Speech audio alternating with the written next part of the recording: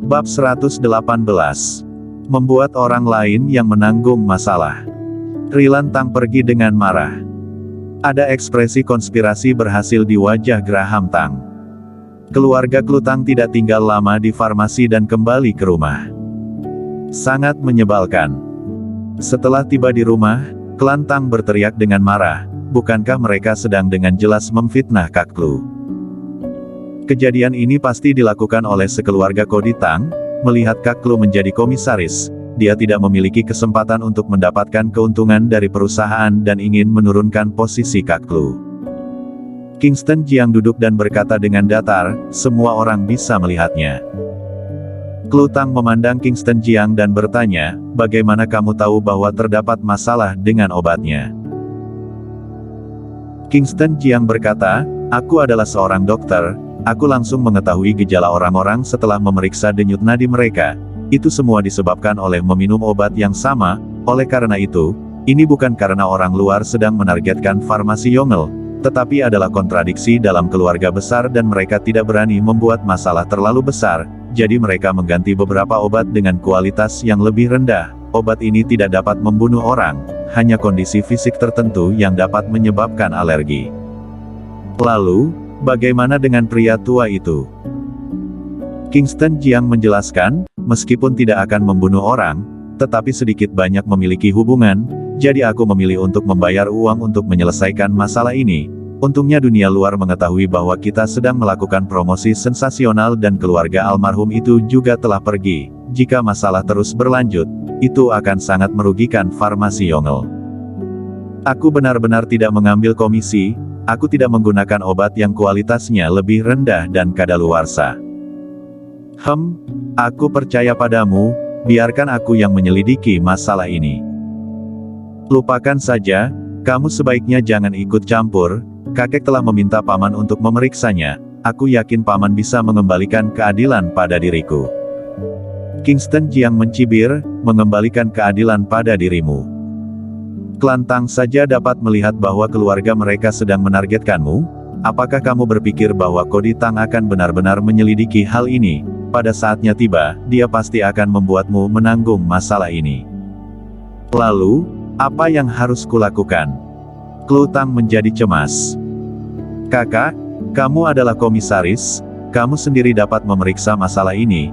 Kamu dapat memeriksa beberapa bahan obat satu persatu. Setelah melakukan pemeriksaan, kamu bisa dengan mudah mengetahui bagian mana saja yang terdapat kesalahan. Kingston Jiang mengangguk. Dia tidak menyangka bahwa klan Tang, seorang sampah yang tidak berguna, ternyata masih memiliki sedikit otak. Klu Tang berpikir sejenak, kalau begitu aku akan memeriksanya ketika masuk kerja besok. Kingston Jiang, terima kasih atas bantuanmu kali ini. Jika bukan karenamu, reputasi keluarga Tang akan memburuk. Jasmine He juga berterima kasih kepada Kingston Jiang.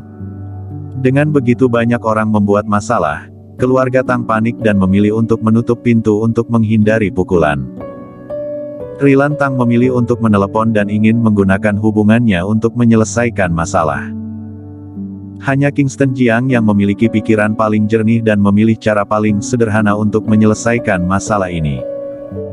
Kalau tidak, ini bukan sesuatu yang bisa diselesaikan dengan membayar 10 juta yuan. Meskipun semua orang mengatakan bahwa farmasi Yongel sedang melakukan promosi sensasional, tetapi itu lebih baik daripada menggunakan obat-obatan dengan kualitas rendah atau obat-obatan kadaluarsa.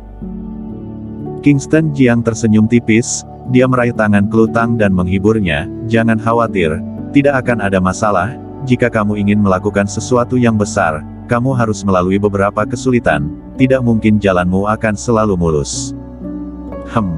Klu Tang mengangguk. Pada saat yang sama, villa keluarga Tang. Rilan Tang sedang duduk di sofa dan merokok. Graham Tang, Claudi Tang menambahkan api dari samping dan menyalahkan semua hal ini pada Klu Tang. Kakek, ini jelas-jelas dilakukan oleh Klu Tang.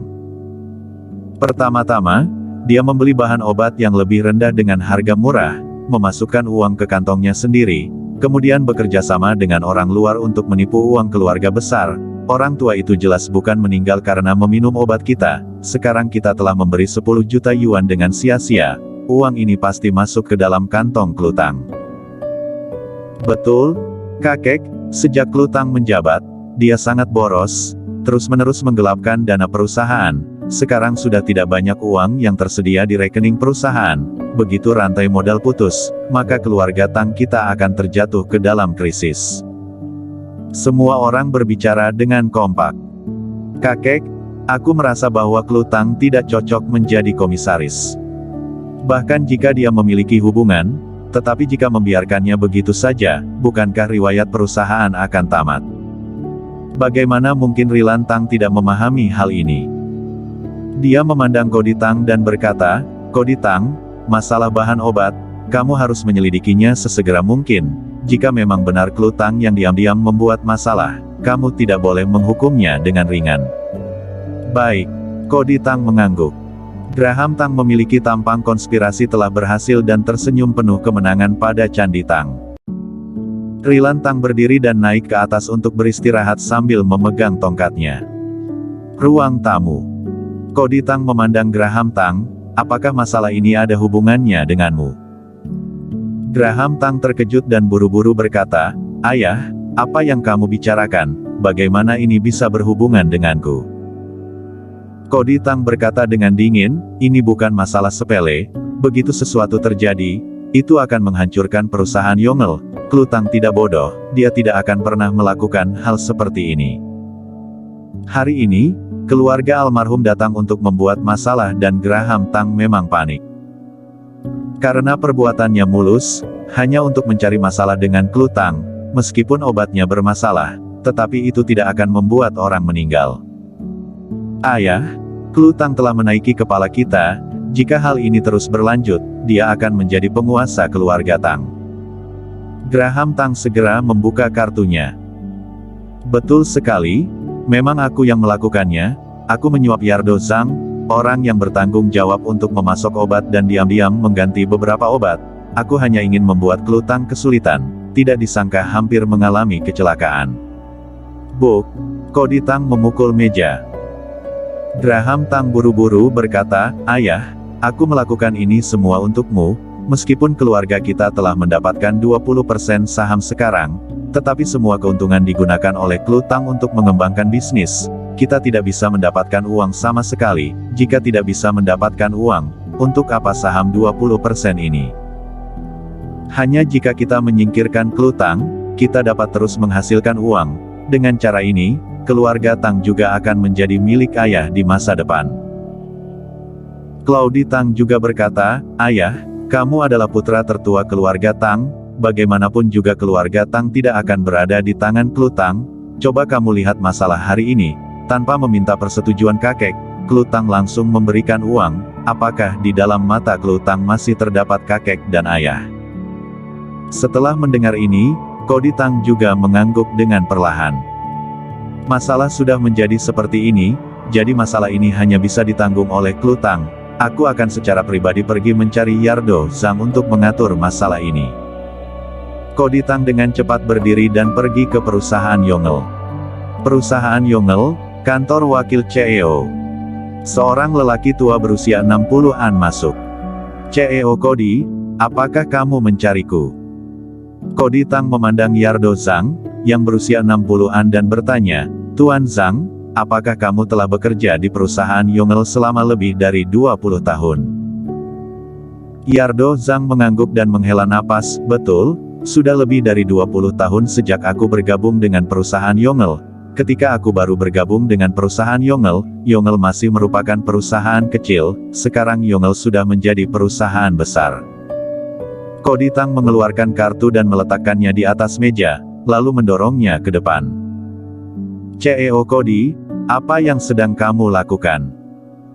Kodi Tang berkata, Tuan Zhang, kamu telah berusia 60-an, kamu sudah akan pensiun, di dalam kartu ini terdapat uang 1 juta yuan, yang cukup untuk menghidupi sisa hidupmu. Besok, kamu harus mengatakan bahwa Klutang lah yang mengatur bahan obatnya.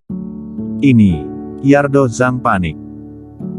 Jangan khawatir, tidak ada yang tahu bahwa kamu bekerja sama dengan Graham Tang. Aku tidak akan meminta pertanggungjawabanmu atas 1 juta yuan sebelumnya. Setelah masalah ini selesai, kamu mengambil 1 juta yuan ini dan pensiun dengan terhormat. Jika tidak, kerjasamamu dengan Graham Tang untuk mengganti kualitas obat, akan diketahui oleh semua orang. Kamu pasti tidak ingin terlibat dalam tuntutan hukum sebelum kamu pensiun, kan? Ikuti instruksiku dan dorong semua kesalahan pada Klutang. Katakan saja bahwa dia mengancam akan memecatmu. Yardo Zhang melihat kartu bank di atas meja dan ekspresi keserakahan muncul di wajahnya. Dia telah bekerja keras untuk perusahaan Yongel selama 20 tahun, tetapi dia masih memiliki gaji yang sama seperti beberapa tahun sebelumnya, tidak buruk untuk menghasilkan banyak uang sebelum pensiun. CEO Cody, aku berjanji. Cody Tang memiliki ekspresi puas di wajahnya. Bersambung.